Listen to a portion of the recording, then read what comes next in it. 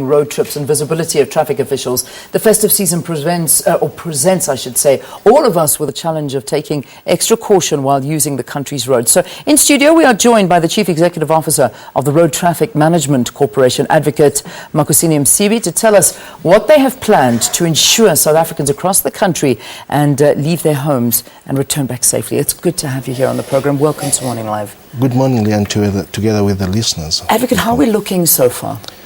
Well, Leanne, the picture is not looking so good for us in view of the fact, even if we have reduced the numbers drastically, any other death for us on our roads, it's one death too many.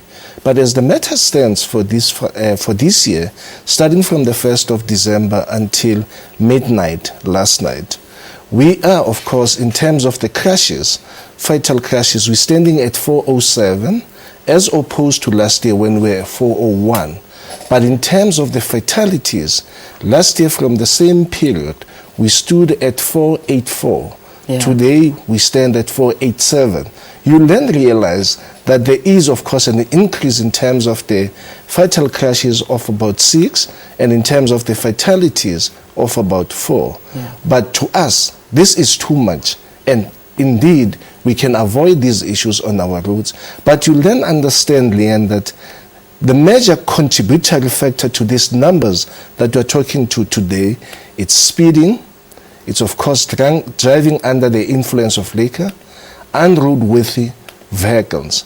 Just to pause a moment for the people that have been arrested for drunken driving, we currently are talking of a number of 194. 194 people that have been arrested. Out of the people that we have stopped and checked vehicles, 165,000.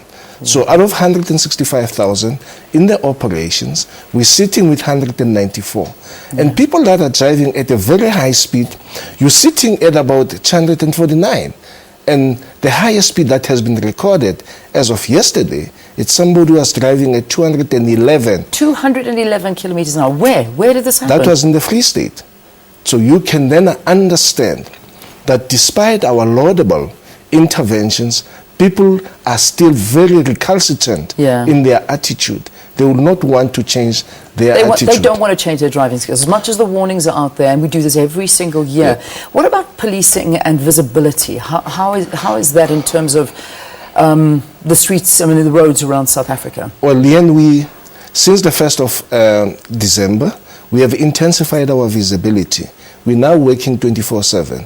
You'll recall that there has been some challenges in relation to our law enforcement being on our road post or after dusk, that is particularly after 10 o'clock in the evening. But this year, we have changed the situations.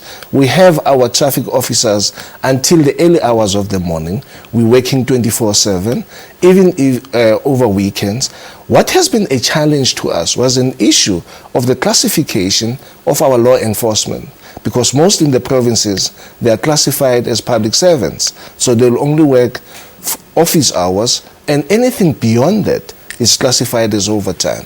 But we have dealt with that situation. Yeah. We have also deployed a number of our forces along the route. Each and every 30 kilometers, you're supposed to be meeting with a traffic officer or a traffic officer's vehicle. This is to ward off the situation of those people that are always breaking our law. But one of the major issues that we're confronted with is fatigue. Yes. And yes. We really are calling on South Africans and those that are going to be using our roads. And the fact that we have impounded 349 vehicles then tells the story that most of our people are using unroadworthy vehicles to go to various destinations, but we know that it is an offense. Yeah. But we are climbing down on that matter. Good. We have also introduced the mobile testing station that will be on the site to ensure that we subject each and every vehicle on the road to a test center. Remember, there's a scourge of corruption where some of the motor vehicles are given roadworthy certificates without having gone to the testing stations.